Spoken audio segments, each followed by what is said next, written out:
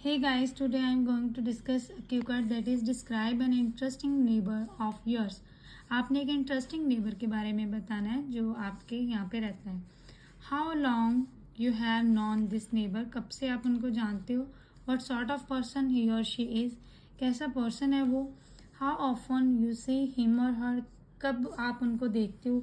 And explain what kind of a relationship you have with him or her. और आपके कैसे relationship हैं उनके साथ. So here is the journal line. Indeed, neighbors are the immediate relative in this era of nuclear family. आप बोल सकते हो जो नेबर्स होते हैं वो एक इमीडिएट उसी टाइम के रिश्तेदार होते हैं आजकल के ज़माने में जैसे आजकल न्यूक्लियर फैमिलीज़ हैं.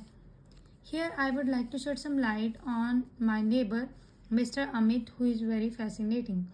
आज मैं उस नेबर के बारे में बात करूँगी जिसका नेम अमित है और वो बहुत ही फैसिनेटिंग है. I know him since my childhood. मैं उनको बचपन से ही जानता हूँ because he is our next door neighbour.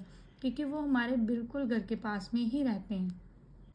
Actually he is in his early 80s but still he is very young and egg headed person with fair complexion. हालांकि वो एक 80s में है. अर्ली 80s होता है हम लोग 81 से 84 तक की एज को. बट फिर भी वो बहुत ही यंग है और एग हेडेड है मीन्स इंटेलिजेंट पर्सन है और उनकी कम्प्लेक्शन फेयर है. रंगत फेयर है उनकी. He is the retired government mentor in my locality. Moreover he is very magnanimous industrious and down to earth person. वो रिटायर्ड गवर्नमेंट टीचर हैं और इसके अलावा वो मैग्नानिमस है. मैग्नानिमस होता है benevolent means kind hearted. Industrious होता है hard working.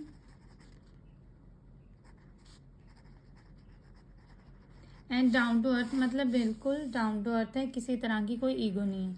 Apart from this इसके अलावा I surmise that he is the best neighbour I have ever seen as he always offers the helping hand to the needy person.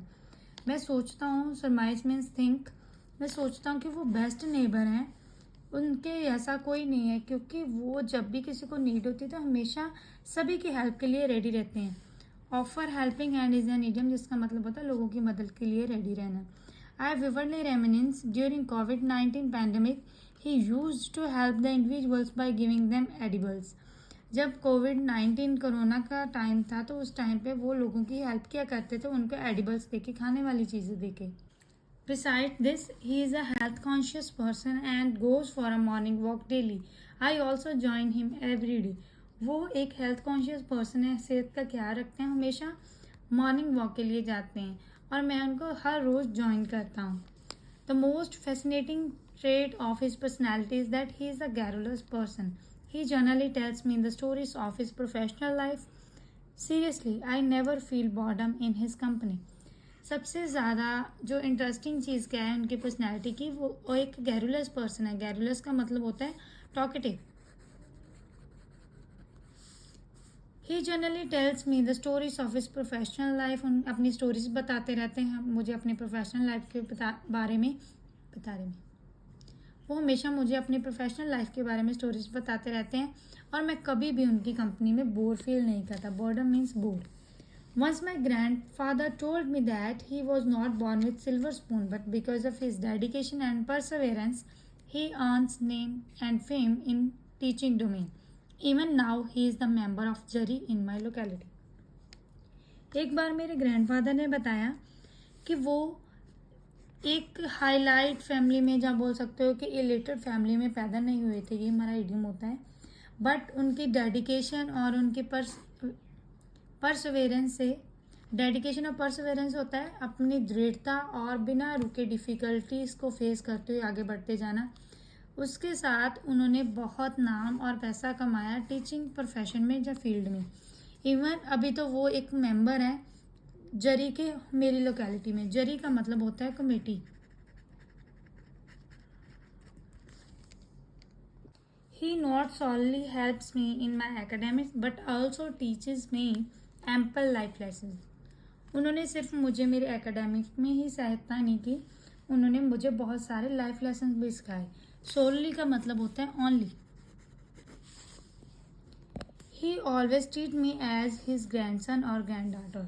ये आप अपने according बोल सकते हो कि अगर आप लड़का बात कर रहे हो तो आप ग्रैंडसन बोल सकते हो. अगर गर्ल हो तो आप ग्रैंड डॉटर बोल सकते हो. Honestly speaking he is an optimistic personality, so because of this I consider him as my role model. Honestly बता रहा हूँ कि वो एक पॉजिटिव ऑप्टिमिस्टिक पर्सनालिटी हैं, हमेशा अच्छा ही सोचते हैं. उनके इस ट्रेट की वजह से मैं उनको अपना रोल मॉडल मानता हूँ. To capital, he is an interesting neighbour of mine and I really admire him. ये हम लोग एंडिंग के लिए इडियम बोलते हैं कि वो मेरे एक इंटरेस्टिंग नेबर हैं और मैं उनको बहुत पसंद करता हूँ. एडमायर का मतलब होता है लाइक. सो ये था हमारा आज का क्यू कार्ड. सो चलिए अब हम करते हैं इसके follow up questions. Do you think good neighbors are important? You can answer. Of course, good neighbors are crucial for everyone. सभी के लिए जरूरी हैं because they are the immediate relatives of a person. Neighbors are those who always come first in thick and thin situation. Even good neighbors are like a family. So I can say they are the strength and company of a nuclear family. तो आप बोल सकते हो कि वो ज़रूरी हैं क्योंकि ये इमीडिएट रिलेटिव होते हैं किसी पर्सन के. इवन नेबर्स जो हैं वो हर सिचुएशन में पहले आते हैं, चाहे अच्छी बुरी सिचुएशन कोई भी हो. और जो अच्छे नेबर होते हैं वो तो बिल्कुल फैमिली की तरह होते हैं. और आप बोल सकते हो I can say they are the strength, मतलब वो एक तरह की पावर, एक तरह का हमारा स्ट्रेंथ होता है, कंपनी होते हैं किसी भी न्यूक्लियर फैमिली का. Second question, what are the qualities of a good neighbour? You can ask. Well, there are ample traits that a good neighbour should have. Firstly, neighbors should be cooperative so that one don't feel alone. यहाँ पे आप कह सकते हो कि बहुत सारे trait हैं. Ample means many. बहुत सारे ऐसे गुण हैं जो नेबर में होने चाहिए. पहला गुण है कि नेबर्स को कोऑपरेटिव होना चाहिए ताकि जो नेक्स्ट पर्सन है वो अलोन फील ना करे. Secondly, neighbours should offer helping hand to the needy ones. The most predominant trait is that they should respect the privacy of a family and should not involve in the personal matters of a family until they ask. Second चीज़ क्या है, उनको एक दूसरे की मदद करनी चाहिए. और सबसे ज़्यादा ज़रूरी गुण क्या है एक नेबर में होना चाहिए कि उनको एक दूसरे की प्राइवेसी की रिस्पेक्ट करनी चाहिए और तब तक किसी के पर्सनल मामले में इन्वॉल्व नहीं होना चाहिए जब तक वो खुद ना बोलें. Third question, do Indian people know their neighbours? क्या इंडियन पीपल जो हैं वो अपने नेबर्स को जानते हैं? Well, I don't think so that there is a question of Indian और फॉरनर्स. तो आप बोल सकते हो कि मुझे नहीं लगता कि यहाँ पे कोई क्वेश्चन है इंडियन और फॉरनर्स का, because I deem that if a family live in a rural area then surely they know each other. तो आप यहाँ पे बोल सकते हो कि मैं अगर बात करूँ कोई फैमिली अगर रूरल एरिया में रहती है तो श्योरली वो एक दूसरे को जानते होंगे. On the other hand, if a family is living in urban area then most of the time they will not know their neighbours. अगर वो अर्बन एरिया में रहते हैं तो ज़्यादातर तो यही होता है कि वो अपने नेबर्स को नहीं जानते, as they are busy in order to cater their needs which make them self centred. क्योंकि वो अपनी नीड्स को फुलफिल करने में ही बिजी रहते हैं तो इसीलिए वो सेल्फ सेंटर्ड बन जाते हैं. Resultantly, either they will not have time to interact with their neighbors or they are not interested to know about them. इसका रिजल्ट ये होता है या तो उनके पास टाइम नहीं होता अपने नेबर्स के साथ बात करने का, जहाँ वो उनसे बात करना ही नहीं चाहते, उनके बारे में जानना ही नहीं चाहते. Fourth question is, in India are there any facilities for improving relations between neighbours? क्या इंडिया में ऐसी कोई फैसिलिटीज़ हैं जो रिलेशंस इम्प्रूव कर सकती है नेबर्स के? You can answer. Definitely there are myriad amenities for improving relations among neighbors. बहुत सारी ऐसी फैसिलिटीज़ हैं. amenities means facilities जो इम्प्रूव करती हैं नेबर्स के relationships. as there are ample parks in every colony of urban area so that dwellers of that place become gregarious. बहुत सारी ऐसी पार्क्स होती हैं अर्बन एरियाज में ताकि वहाँ के जो नेटिव्स हैं वो ग्रीगेरियस बन सके, सोशलेबल बन सके. डिवेलर्स मतलब होते हैं natives. Moreover, the community of the metropolis arrange the festival event at public place such as auditorium or ground.